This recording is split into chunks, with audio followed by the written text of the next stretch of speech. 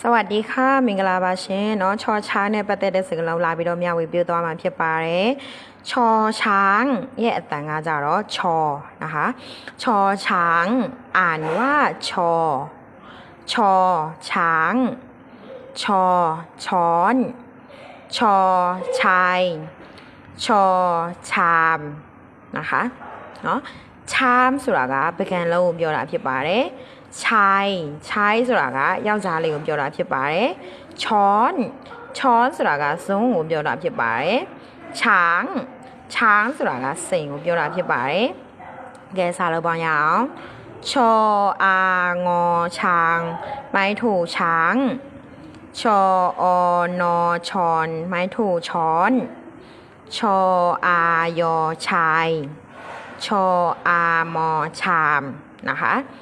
แกะอัตรานี้นะคะเปลี่ยนสูแม้ชอช้างชอช้อนชอชายชอชา